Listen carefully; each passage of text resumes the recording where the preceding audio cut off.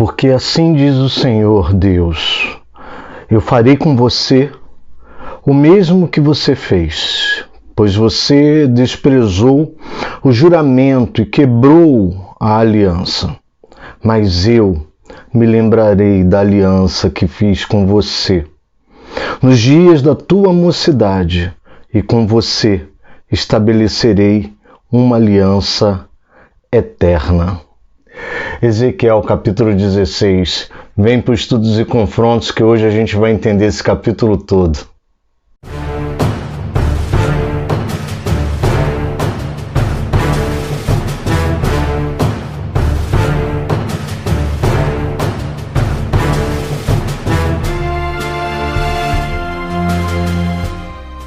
Graças a paz, queridos, pastor Alexandre aqui, e hoje a gente está trazendo o episódio de número 14 de estudos e confrontos do livro de Ezequiel. E a gente vai estudar o capítulo 16. É isso mesmo, pessoal. Olha só, se você é novo, se você caiu aqui de paraquedas, alguém te indicou esse estudo, ó, eu vou colocar um card. Ele vai aparecer lá naquele canto esquerdo lá. E aí você vai poder clicar, vai poder ir lá no canal do Ministério Caminhos. Seja bem-vindo ao canal do Ministério Caminhos. E nesse card que eu vou colocar lá do lado esquerdo, você vai poder assistir todos os 13 episódios que estão aqui, dos estudos e confrontos do livro de Ezequiel. Amém, queridos? Então, ó, é só ir lá que você vai ter acesso a todos os episódios, desde o princípio até aqui, e o sonho que me moveu a trazer esse estudo e confronto. Queria te pedir para abrir a tua Bíblia, Ezequiel capítulo 16, e que você leia. Eu preciso que você leia esse texto antes. Eu não quero ficar aqui falando sem que você tenha lido. Então, ó, se você não leu o capítulo 16, vai lá, dá uma lida e volta aqui, tá bom? Dá um pause, eu te aguardo aqui, você vai lá, lê o capítulo 16, volta aqui que a gente conversa. Porque senão, amados, eu falo, você simplesmente ouve o que eu estou falando, entende? Glória a Deus, vai te trazer alguma coisa, vai te acrescentar alguma coisa, porém é a palavra de Deus que tem que ser lida, é ela que é a autoridade aqui. Nada do que eu comento, nada do que eu falo, nada do que eu explico faz sentido se não estiver baseado na palavra de Deus. Então vai lá dar uma lida, tá bom? Enquanto você está aí procurando Ezequiel capítulo 16, eu quero fazer duas coisas. Primeiro, agradecer você que está aqui direto comigo, que está sempre aqui, que está participando do estudos e confrontos. O objetivo dessa série de estudos e confrontos não é ficar aqui confrontando os outros não, tá, amado? O objetivo da série Estudos e Confrontos é fazer uma leitura sistemática e detalhada do livro de Ezequiel. Eu leio, você lê, a gente se edifica e a gente aqui, ó, vai estudando junto, vai entendendo junto esse livro, que pode parecer um tanto quanto complexo, porém esse livro, ele traz verdades maravilhosas. Então, eu te agradeço por você estar aqui, eu te agradeço por você me acompanhar. Ainda que você não fale nada aqui embaixo, ainda que você não curta, não compartilhe, de repente você tem medo da sua liderança, não tem problema, tá? Eu te agradeço da mesma forma. E o segundo pedido que eu quero fazer é esse, é o óbvio, né? Curte, compartilha, manda para alguém que gosta de estudar a Bíblia. Ainda existem pessoas que gostam de estudar a Bíblia, então manda esse vídeo para elas. Quando você curte, compartilha, dá o seu joinha, escreve comentário, deixa a tua dúvida. Esse vídeo, ele é mais requisitado e mais recomendado pelo YouTube.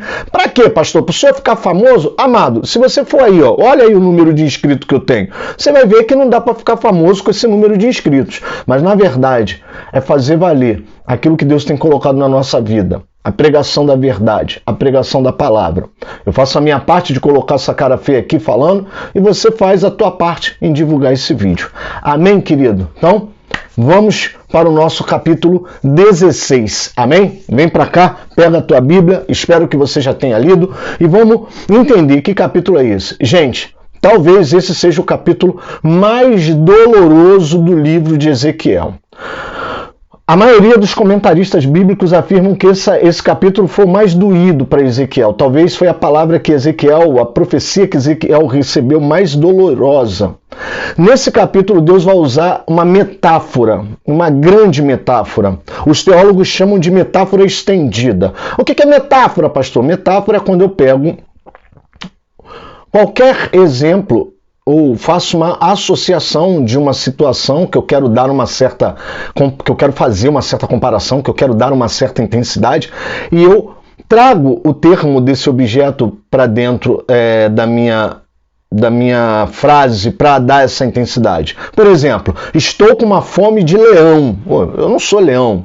Essa fome de leão quer dizer que essa fome é grande. Então isso é um tipo de metáfora, tá certo?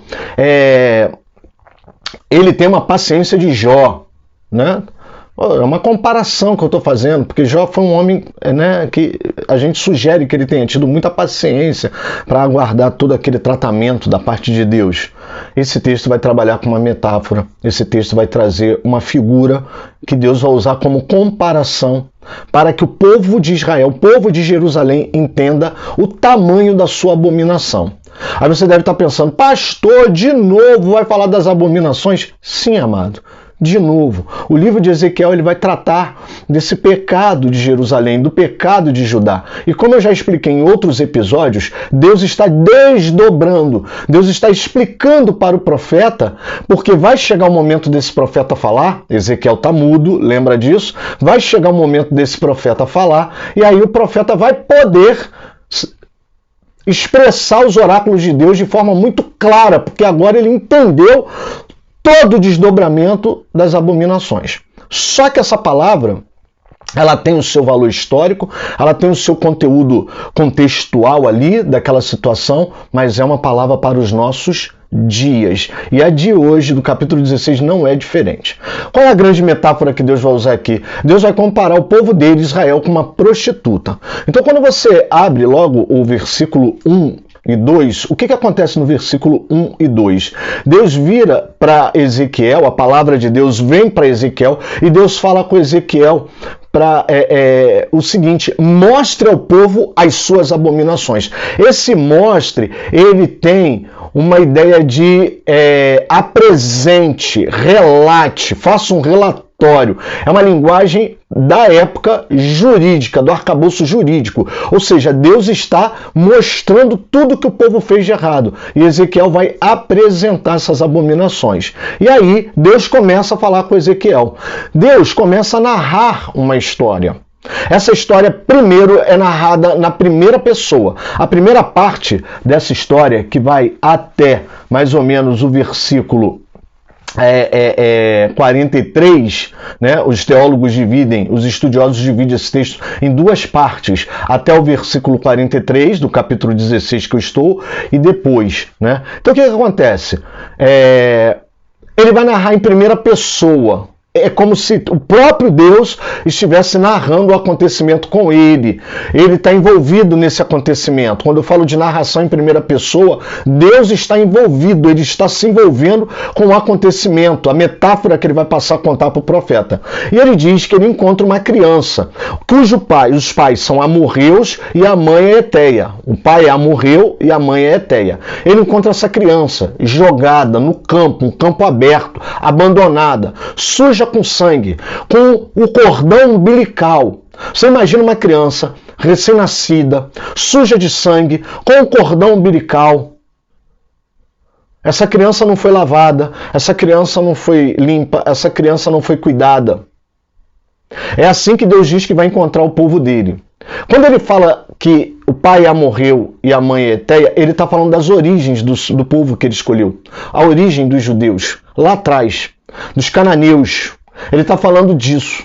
Ele está falando antes dos reis, antes dos juízes, antes disso tudo. Ele está aqui começando uma narrativa contando a origem do seu povo. Deus conhece a nossa origem, amados. Deus conhece a minha origem, Ele sabe de onde eu saí. Ele sabe de onde você saiu. A Bíblia vai dizer que Ele conhece e nos chama pelo nome desde antes do ventre da nossa mãe. Ele diz, inclusive, que nos conhece tão bem que já nos desenhou, já nos escreveu.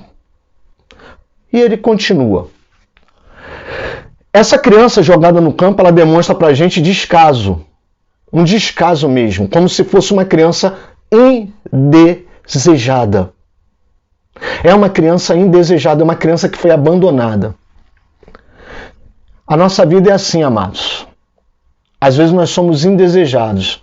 Às vezes nem eu nem você temos formosura alguma. Estou fazendo essa paráfrase aqui com um texto que fala de Jesus, mas não estou querendo me colocar no lugar de Jesus, tá? Não tenho essa pretensão e nem essa loucura na minha cabeça. Nós não somos perfeitos como Jesus. Precisamos de Jesus para sermos justificados.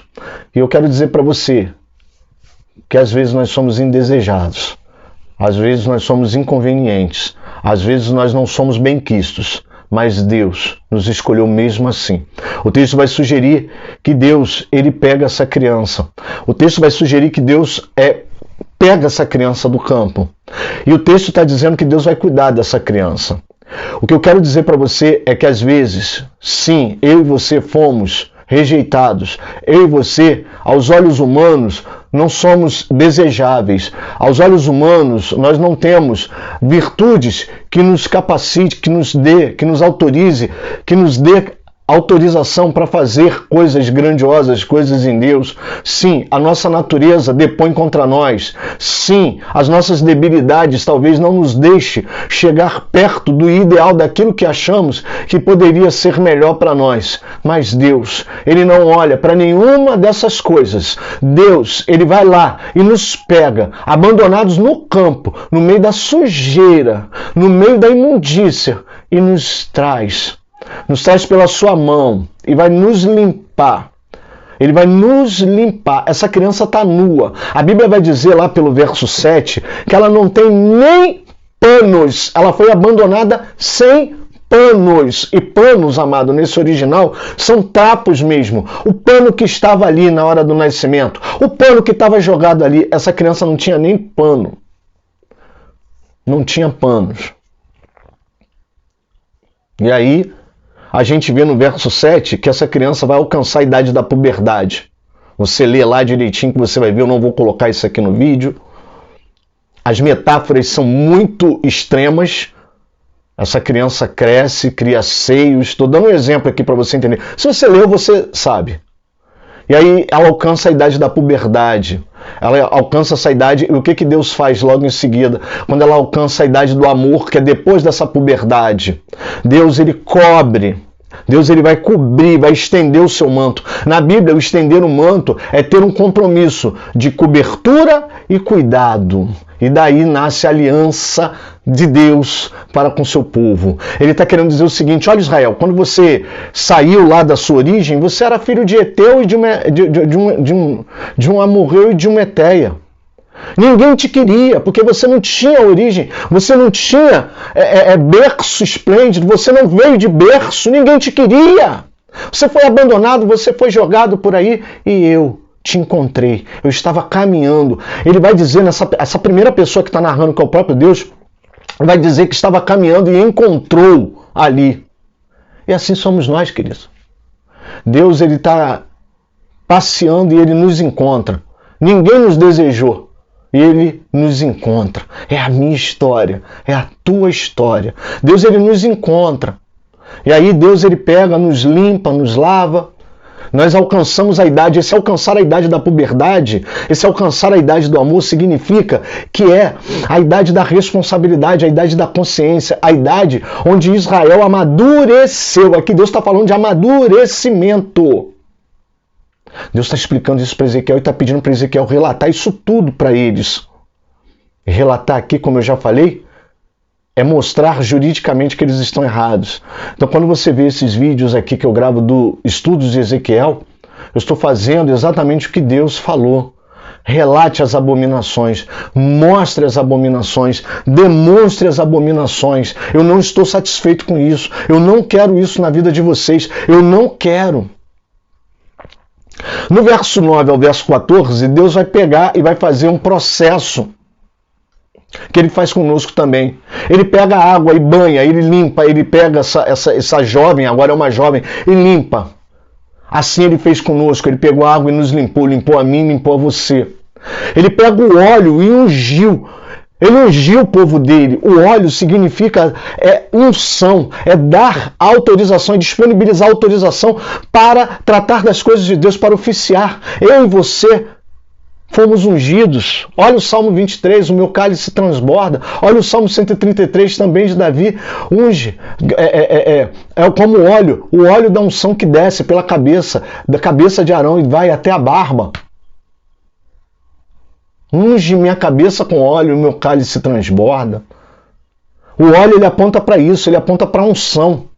Ele pegou o povo dele, representado por essa jovem na idade do amor, ou seja, uma jovem que está madura com capacidade de relacionamento. Quando o povo de Deus está com capacidade de relacionamento, ele atrai para si, ele nos lava com água, ele nos limpa, ele tira a nossa sujeira, ele unge a nossa cabeça com óleo. Isso está entre o verso 9 e o verso 14.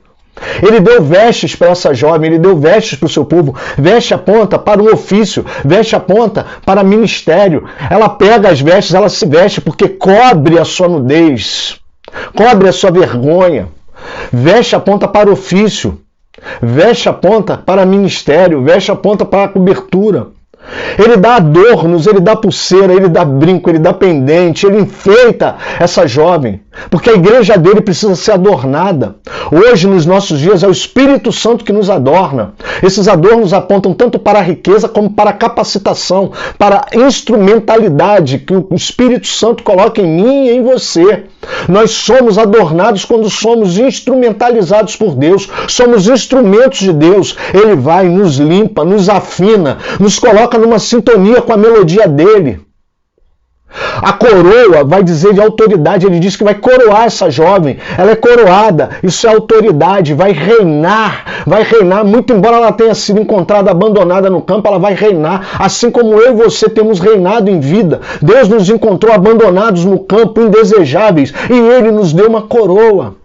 Ele diz que deu alimento, ele botou alimentos, ela comeu da flor do trigo, ela comeu do melhor mel, tá lá escrito. Isso é o sustento de Deus, a provisão de Deus, os melhores sustentos de Deus, as melhores provisões Deus trouxe para essa moça, Deus trouxe para o seu povo, Deus trouxe para mim e trouxe para você. Finalmente ele fala de fama e beleza. Ela ficou famosa, conhecida. Os atos daqueles que andam com Deus, os atos daqueles que vivem com Deus, eles ficam famosos, são atos famosos, eles se tornam famosos, não porque eles sejam alguma coisa, mas a atitude, só o fato de você andar com Deus, de você fazer a vontade de Deus, os seus atos vão falar por si só. Ela se tornou bonita, famosa e bonita. Isso aponta para a prosperidade. Quando nós estamos na vontade de Deus, quando nós estamos fazendo a sua vontade, quando nós recebemos todos esses presentes de Deus, sim, é notória a nossa vitória. Não essa vitória que eu não falando por aí, essa vitória de carro, casa, dinheiro, salário, cargo, isso são as demais coisas. A vitória de estar vivo, a vitória de estar feliz, a vitória de encontrar sentido na vida, a vitória de ter um propósito em Deus, a vitória de não ser mais indesejado. Ele vai pegar essa vitória, e vai tornar famoso, e nós vamos ser mais bonitos, somos belos, nos tornamos desejáveis. Acontece que quando chega no verso 15, o povo, por causa dessa prosperidade, daquilo que é famoso e belo, ele vai cair de novo no erro, ele vai cair de novo em pecado, ele vai cair em idolatria. E hoje, tem muita gente, por causa dessa prosperologia que anda por aí, por causa dessa prosperidade indiscriminada, por causa dessa pregação coach, por causa desse liberalismo que anda solto por aí, muita gente está se tornando, sim, próspera e famosa para cair em idolatria. No verso 15 ele vai falar isso. O verso 16 vai dizer que o povo dele pegou a própria roupa para construir altares. Ou seja, eu não falei que roupa apontava para o ofício, apontava para ministério? Pois é isso que acontece.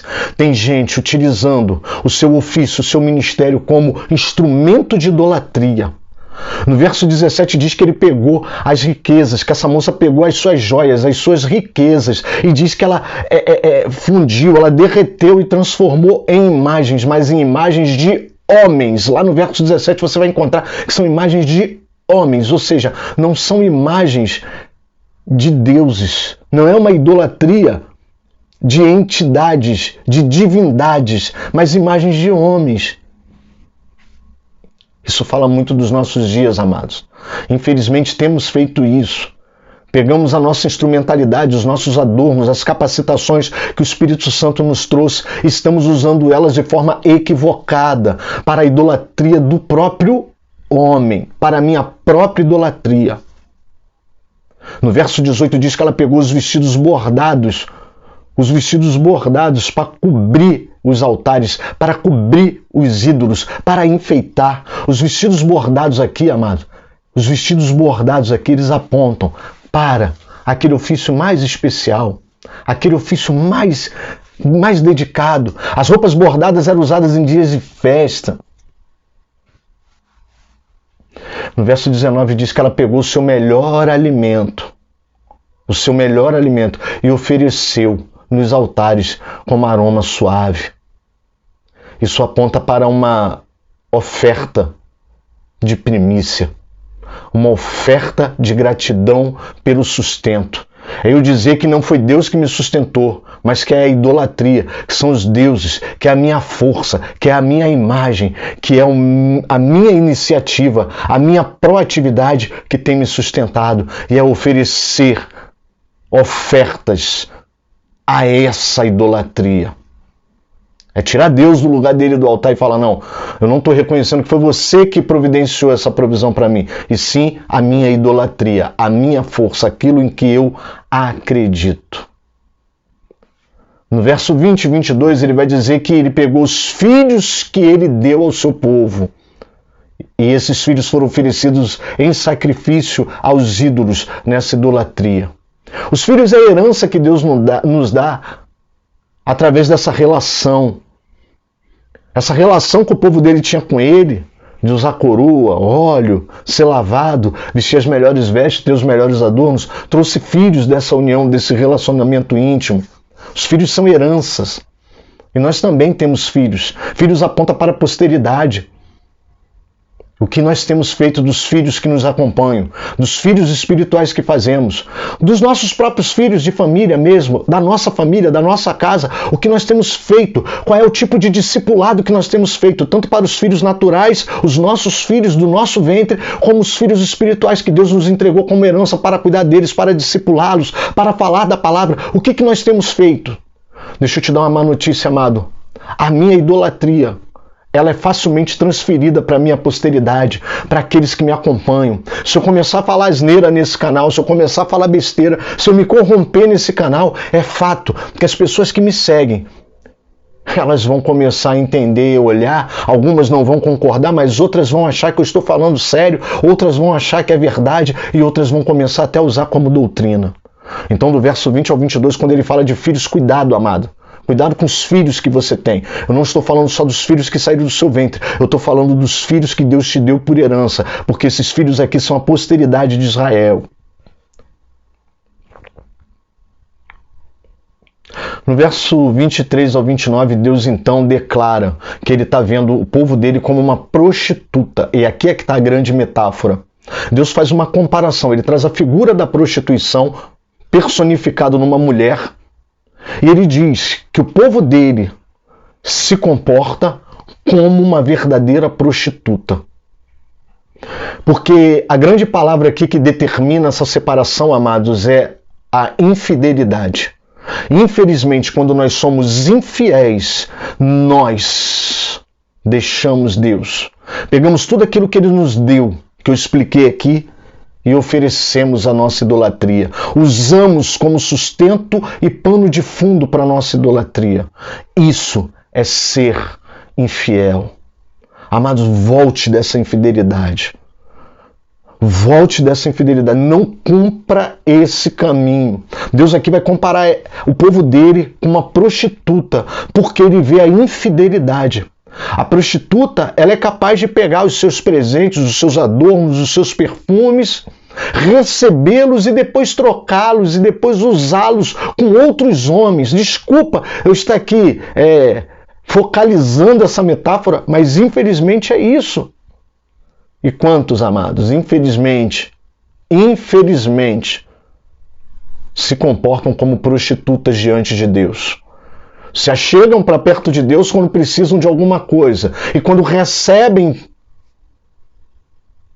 começam uma sucessão de traições. Quando chega no verso 30, é uma palavra linda, é uma palavra como se fosse um desabafo de Deus. Ele fala assim, olha, isso tudo acontece porque o coração de vocês é fraco, e verdadeiramente é. Jeremias 17, versículo 9, vai dizer que o nosso coração é enganoso. Enganoso é o coração do homem, mais do que todas as coisas, e desesperadamente corrupto. Quem poderá entendê-lo? Quem poderá entendê-lo? Jeremias capítulo 17, verso 9. Você anota para abrir depois aí. Êxodo capítulo 20, verso 3, vai fazer recomendações. Não tenha outros deuses diante de mim, porque o nosso coração, ele fabrica ídolos. Já expliquei isso em episódios passados. De tudo que se deve guardar, guarde bem o seu coração, porque dele procede as fontes da vida. Provérbios 4, 23. Nós criamos ídolos nos nossos corações, porque ele é enganoso. E aí, finalmente, fechando essa sessão, do versículo 35 ao 43, Deus vai vir com o juízo, mas um juízo para a prostituta. Deus vai dizer que os amantes que ela arrumou vão se voltar contra ela, por quê? Na nossa prostituição espiritual, nós arrumamos amantes.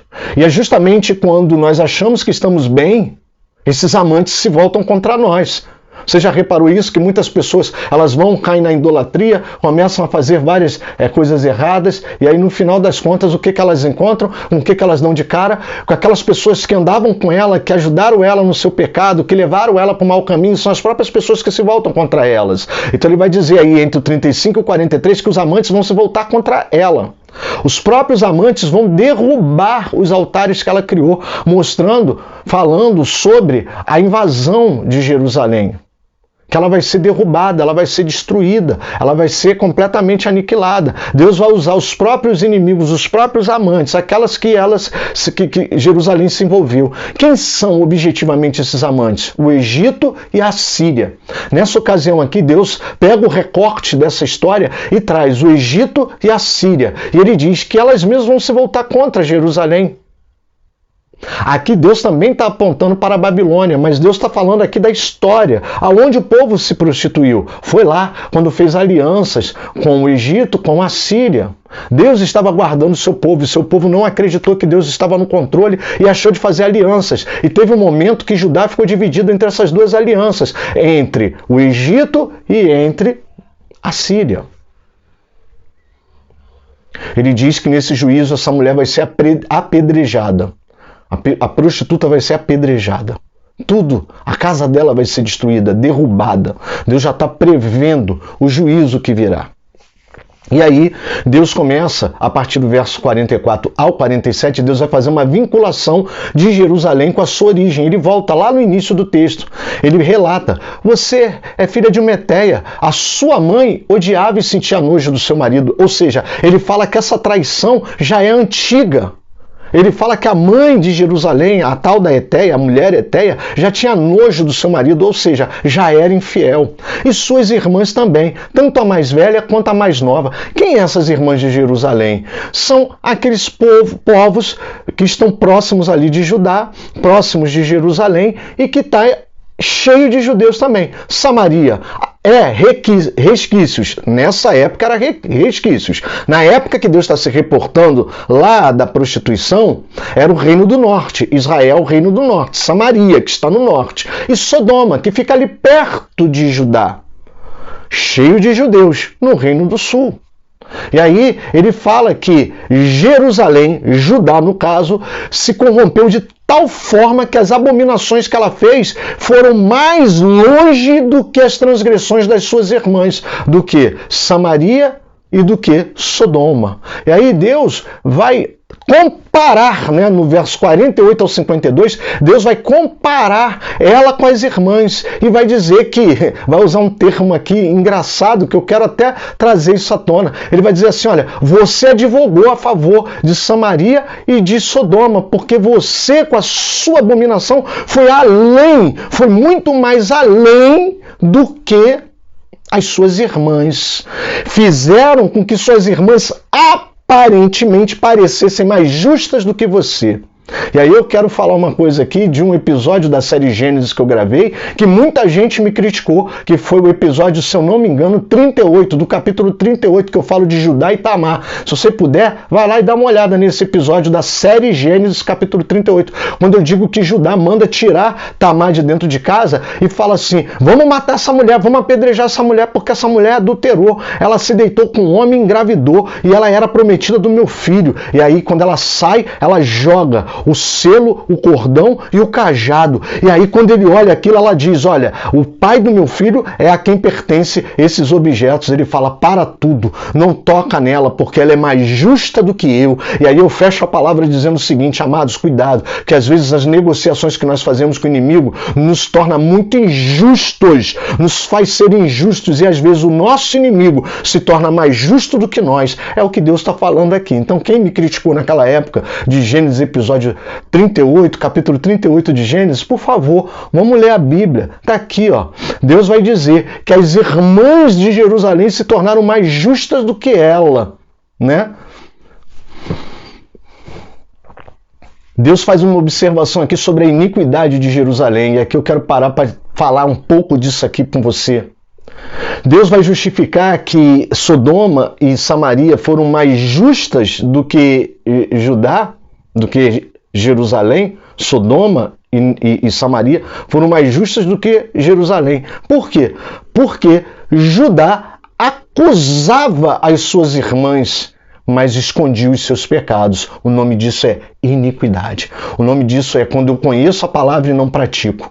Judá era para ser referência. A gente sabe que Deus abre o livro de Ezequiel reclamando isso, que ele levantou o povo dele para ser uma referência. Se você olhar a história, essa metáfora da prostituta, qual o homem que vai pegar uma mulher suja, toda suja, abandonada no campo, vai levar para sua casa, vai banhar, vai derramar óleo na sua cabeça, vai lhe dar vestes, vai lhe dar adornos, vai lhe dar alimento, vai lhe dar coroa, vai lhe dar fama, vai lhe dar prestígio, se não quer fazer dela uma referência, se não está autorizando a um ofício, se não está autorizando a praticar a sua palavra. É isso que Deus faz comigo e com você. E aí era para que Jerusalém, para que Judá fosse uma referência jurídica, para que as nações ao redor imitassem ela. No entanto, ela foi além, ela pecou muito, ela acusava as suas irmãs, mas ela pecou muito. O nome disso é iniquidade. Quantos de nós, amados, escondemos os nossos pecados debaixo do tapete? Escondemos a nossa iniquidade debaixo do tapete. Estamos julgando, estamos falando, estamos descendo pau, falando mal, dizendo isso, dizendo aquilo, mas pegamos a nossa iniquidade e colocamos debaixo do tapete. E aí Deus vai falar que as irmãs dela fizeram menos do que ela. Ele vai dizer que Sodoma não fez metade do que Jerusalém fez. O problema de Sodoma, tanto Sodoma como Samaria não fizeram metade. O problema de Sodoma é que Sodoma cresceu muito, prosperou, mas não amparava o pobre. E o problema de Samaria é que Samaria começou a ser injusta com seus próprios irmãos. Eles escravizavam o próprio povo judeu. Ele emprestava dinheiro com juros. Ele cobrava o próprio irmão dele. Ele passou por cima desses princípios de Deus. Isso aqui é só um parênteses para você entender de que momento Deus está falando aí da história. E aí Deus, ele fala no versículo 53 e no versículo 58, do 53 ao 58, ele diz para Jerusalém que vai voltar Sodoma e vai voltar Samaria ao seu primeiro estado, para que Judá sinta vergonha, para que Jerusalém sinta vergonha. E aí, amados, Deus chega no verso 59 ao 63, e aqui a grande parte do texto que eu iniciei a introdução desse episódio lendo o verso 59. Deus promete que vai fazer uma aliança eterna com seu povo. Eu quero dizer para você que nada do que nós temos é por merecimento próprio. Eu já falei isso aqui algumas vezes. Nada do que eu ou você possa fazer vai nos fazer melhor. Nada do nosso desempenho, da nossa performance, da nossa produtividade, nada pode nos justificar, nada pode nos salvar, nada pode nos tirar dessa condição que nós nos enfiamos. Volto à palavra que eu falei no episódio passado, porque todos pecaram e destituídos estão da glória de Deus, da graça de Deus, da presença de Deus. Isaías vai falar que os nossos pecados fazem separação entre nós e Deus. E nós, amados, infelizmente, assim como Jerusalém, nós também, por vezes, acabamos dando um jeitinho na promessa, acabamos dando um jeitinho nas alianças e nos prostituímos também. Esquecemos de tudo aquilo que Deus nos deu. Esquecemos da água que Ele nos lavou com a sua palavra. Esquecemos com o óleo da unção que Ele derramou sobre nós, o Espírito Santo. Esquecemos das vestes que Ele cobriu a nossa nudez, com o ofício que Ele nos deu, com o propósito que Ele nos chamou. Esquecemos dos alimentos que Ele nos fez comer, do melhor da terra. Esquecemos da prosperidade que Ele nos proporcionou, do sustento que Ele nos deu. E dedicamos isso a outras razões, e isso por si só já é uma idolatria. E aí eu quero falar para você que existe um caminho de volta, e Deus demonstra esse caminho para eles. Ele fala assim, olha, lembra dos maus caminhos, você vai lembrar dos seus maus caminhos. E aí eu vou fazer referência a Apocalipse capítulo 2, a carta à igreja de Éfeso. Lembra de onde caíste. Esse lembrar não é viver de passado, mas esse lembrar é uma reflexão séria do que te fez cair. É uma reflexão séria que te dá o parâmetro do que você deveria ter feito e não fez. É uma reflexão séria que diz que você não cumpriu a sua parte na aliança. Ele diz que vai fazer uma aliança eterna, mesmo que o povo dele tenha quebrado, mesmo que eu e você tenhamos quebrado essa aliança. Ele diz que vai fazer uma aliança eterna, mas com quem lembra do que fez e sente vergonha. Esse sentir vergonha aqui, ele é o sentimento que melhor expressa, que melhor traduz o ato de arrependimento. Toda pessoa que verdadeiramente se arrependeu, ela sente vergonha do que fez. Presta atenção, não é o sentimento de vergonha que traz o arrependimento. Quando primeiro vem o sentimento de vergonha, não é arrependimento, é remorso. Agora, quando você se arrepende de fato, a consequência, o que vem depois é a vergonha, porque você entendeu o que você fez de errado.